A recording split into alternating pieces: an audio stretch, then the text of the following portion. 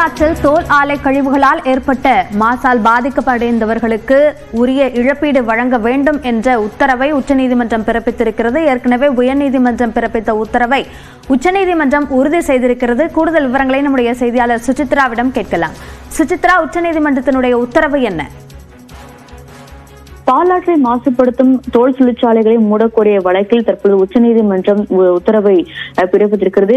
நீதிபதி பர்திவாலா மற்றும் மகாதேவனுடைய அமர்வானது பல்வேறு கடும் உத்தரவுகளை தற்பொழுது பிறப்பித்துள்ளது.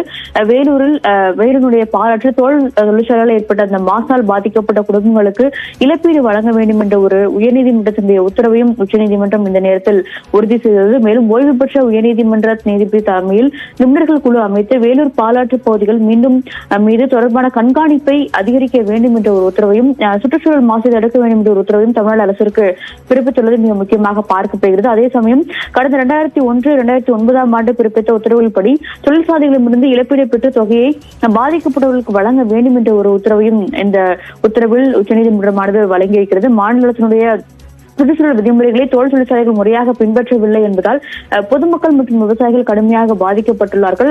அதன் மீதான ஒரு நடவடிக்கையை நிச்சயமாக எடுக்க வேண்டும் என்ற ஒரு கருத்தையும் நீதிபதிகள் தெரிவித்துள்ளார்கள். மேலும் விதிகளை மீறி செயல்பட்ட சுற்றுச்சூழல் மாசை ஏற்படுத்தும் தோல் தொழிற்சாலைகளை அந்த தொழிற்சாலைகளுடைய உரிமையாளர்களை சிறைக்கு அனுப்பவும் என்ற ஒரு கருத்தையும் நீதிபதிகள் தெரிவித்துள்ளார்கள். குறிப்பாக தமிழ்நாடு அரசினுடைய சிறைகள் அல்ல, குறிப்பாக திகார் சிறைக்கு அவர்களை அனுப்புவதற்கான ஒரு எச்சரிக்கையும் இன்றைய தீர்ப்பில் உச்சநீதிமன்றமானது வழங்கியிருக்கிறது.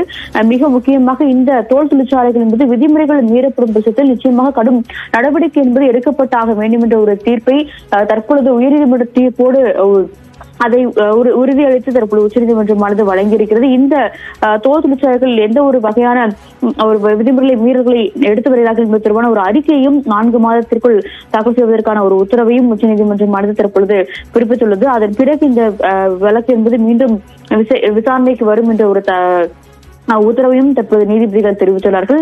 2 நீதிபதிகள் கொண்ட அமர்வானது இந்த ஒரு உத்தரவை தீர்ப்பாக வழங்கியிருக்கிறது. JB பர்திவாலா மற்றும் R மகாதேவன் அடங்கிய அமர்வானது இந்த ஒரு தீர்ப்பை தற்பொழுது வழங்கியுள்ளது.